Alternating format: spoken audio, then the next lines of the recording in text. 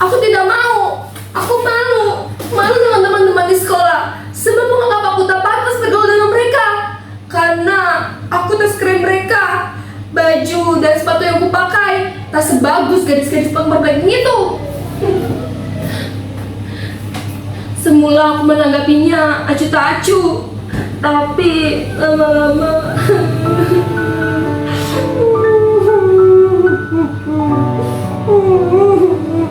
Lingga, Kiki, Eza tiba-tiba menghilang dari peredaran. Semuanya tidak mau bersahabatan denganku lagi. Apa arti gelar persahabatan ini? Tak berguna.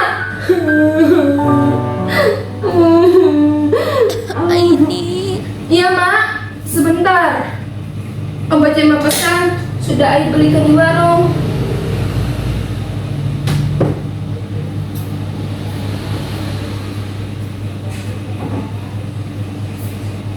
Emak sedang sakit, sudah hampir sebulan. Tapi aku belum bisa membawanya ke dokter. Kata orang, biaya ke rumah sakit itu mahal. Apa? BPJS? Dari mana kami bercicilan per bulannya? Ibu Siti yang kerja di puskesmas bilang, iuran BPJS yang menunggak atau sudah bayar akan terancam terkena denda. Ya sudah, mau bagaimana lagi? Orang susah, dilarang sakit. Makanya itu, sudah sebulan ini aku menggantikan pekerjaan emak, berburu koran, karton, botol-botol bekas ke warung-warung atau toko. Aku sering menemukan barang yang sengaja dibuang sembarangan. Aku tak habis pikir, kenapa mereka membuang sampah sembarangan? Padahal tindakan mereka itu bisa merusak bumi yang kita tinggali ini. Tong sampah dibiarkan kosong, tak dipakai sebagaimana mestinya. Bapak sudah meninggal 5 tahun yang lalu. Emak lah yang mencari nafkah untuk menyambung hidup. Emak pernah menjadi buruh suci dengan upah seikhlasnya. Tapi upah tersebut tak sebanding dengan apa yang dilakukannya. Jika ada baju yang luntur atau rusak, emak harus menggantinya 2 kali lipat. Lambat laun, tenaga emak semakin berkurang. Emak tak kuat lagi untuk mencuci. Dan akhirnya emak memutuskan untuk menjadi pemulung. Sehari emak bisa mengumpulkan barang-barang sebanyak 10 sampai 15 kg. Tak banyak uang yang dibawa ke rumah, tapi harga barang-barang itu dijual dengan harga 3.000 per kilogramnya. Cukuplah untuk membeli beras, lauk pauk, dan sedikit juga tuku. Hujan matahari tak menyuruh semangat emak. Walaupun keterbatasan emak mampu memenuhi sekolahku. Emak ingin sekali aku jadi guru. Guru adalah cita-cita emak dahulu. Ini ingat, walaupun dunia pedih, kamu masih banyak Tuhan. Kamu masih punya Tuhan, nak. Jangan menyerah untuk mengambil cita-cita ya, nak. Itu pesan ibu. Saat ini ibu sakit keras. Barang-barang inilah yang telah menyelamatkan hidup kami. Pepatah bilang, satu orang sampah adalah harta bagi orang lain. Dengan sampah-sampah ini, aku masih bisa makan, sekolah, dan jika ada uang lebih, aku bisa membeli pulsa internet.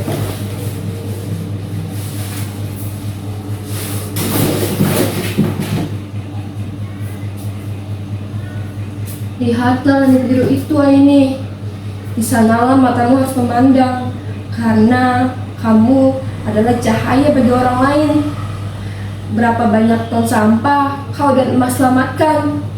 Jika tidak, sampah-sampah itu akan menguburimu. Sebentar.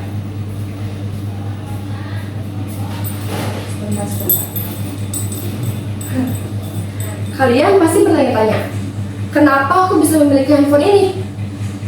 Kalian pasti curiga kan?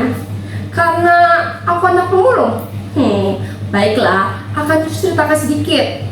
Jadi, memperingati 17 Agustus tahun lalu, Pak Lurah memintaku untuk mengumpulkan teman-teman dan mengikuti lomba gerak jalan. Aku dipilih menjadi kepala regu. Awalnya ragu, tapi regu kami menang. Sambil memegang kumisnya, Pak Lurah bilang gini, Aini, kamu hebat. Jempol 2 untuk kamu. Tunggu bonus dari bapak ya. Hahaha. Jadi, kalian tahu kan asal-usul handphone ini? Handphone ini tuh pemberian dari Pak Lurah sebagai bonus.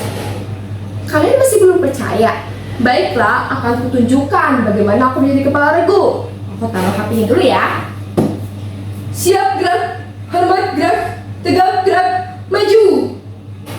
Jalan kiri, kanan, kiri, kanan. Tuh. Kalian sudah percaya kan? Oh iya, aku mau buka-buka.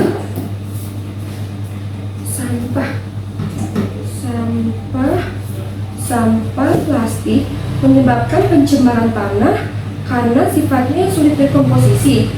Plastik membutuhkan waktu 10-20 tahun untuk dapat terurai secara alami. Saat ini, Indonesia masih menghadapi krisis sampah plastik. Penduduk setiap tahunnya terus meningkat, tetapi kesadaran untuk mengolah sampah tidak ikut meningkat. Di mana ini? Tolong, langit pekat, pohon-pohon mati, air di mana ini? Bau dan kotor. Tidak. Lihat, orang-orang itu matanya memerah, kulitnya mengelupas. Tidak, jangan mendekat, pergi. Tolong Aini, tangan Aini mengelupas. Tolong Aini, tenggorokan Aini nggak bisa bernafas.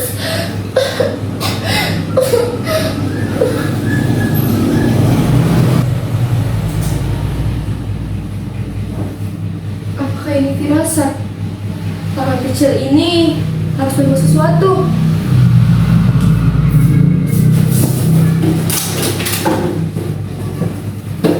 Apa yang bisa aku lakukan ya dengan barang-barang ini? Aku pernah mengunjungi kerajinan daur ulang. Di pintu masuk terpajang spanduk bertuliskan berusaha untuk mengingat. Jika tidak dapat mengurangi, maka gunakanlah kembali. Perbaiki, bangun kembali, perbaharui, haluskan kembali, jual kembali, dan daur ulang. Aku masih mengingat kata-kata itu. Jujur saja, saat itu aku belum tertarik untuk mengolah sampah. Karena di pikiranku, sampah itu adalah sesuatu barang yang jijik dan kotor. Waktu itu, aku diajak ibu guru untuk mengikuti workshop. Misalnya diajarkan bagaimana cara mengolah sampah yang tidak bernilai menjadi bermanfaat. Seperti vas bunga dari koran, lalu bunga dari sedotan, dan tas plastik dari pembungkus kopi. Selain bermanfaat, barang-barang itu bisa dijual dengan harga yang pantas. Lalu, mengapa aku harus malu dan minder? Sibuk berimajinasi dalam penilaian orang lain. Cuaca sedang cerah. Aku begitu bersemangat untuk merealisasikan rencana-rencana. Oh iya, sekarang berapa ya? 17. Oh iya, Emak mengizinkan ruang tamu ini sebagai tempat galeri dan tempat pelatihan. Tunggu dulu. Gimana kalau meja ini kita geser ke sini sedikit? Gimana menurut kalian? Cocok tidak?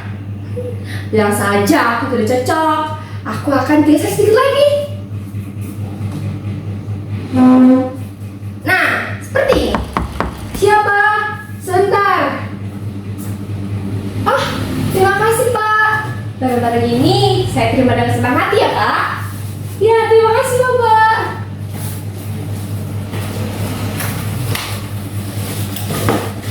Saat itu, aku tidak perlu memungut barang-barang bekas ke warung atau ke toko lagi. Mereka dengan senang hati membawanya ke rumah.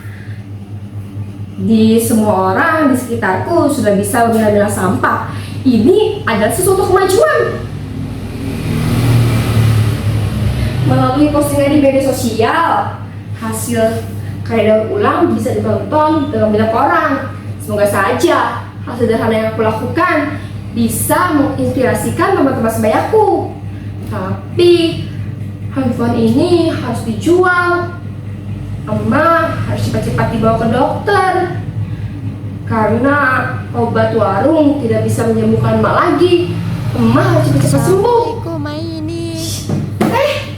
Kalian sudah datang. Silakan masuk. Kita pisahkan dulu ya.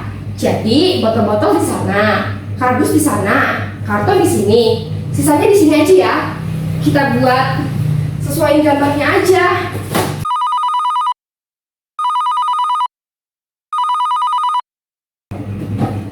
Halo? Iya, betul, dengan saya Aini, Pak. Oh, iya Pak, betul. Saya dan teman-teman saya lah yang mengolah daur ulang sampah-sampah ini. Oh, kalau boleh tahu, kapan jadwalnya Pak? Oh, baiklah Pak, saya akan usahakan. Boleh Pak, boleh, silakan mampir, Bapak bisa melihat-lihat. Ya, baik Pak. Baik, terima kasih. Teman-teman, kita mendapat undangan pameran bulan depan. Yes, hasil karya daur ulang kita akan dipajang dengan karya daur ulang yang lainnya. Tapi kalau misalkan hasil karya daur ulang kita lebih jelek dari mereka, macam mana?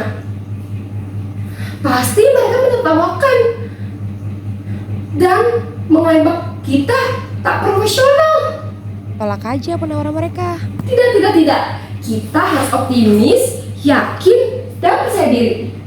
Ayo Aini, ini kesempatan baik buat kamu. Ayo lebih giat lagi, lebih kreatif lagi. Oke. Nanti kalau kalian sudah selesai bikinnya, kalian bisa taruh di sebelah sini ya. Jangan sampai terjatuh, oke? Aku mau foto dulu. Cekrek. Potongnya jangan terlalu pendek, nanti susah untuk menyambungnya. Seperti ini. Garisnya harus rapi ya teman-teman. Aku baru saja membawa emak ke dokter. Sebenarnya penyakit emak harus membutuhkan penanganan khusus, tapi emak bersikeras untuk ingin pulang.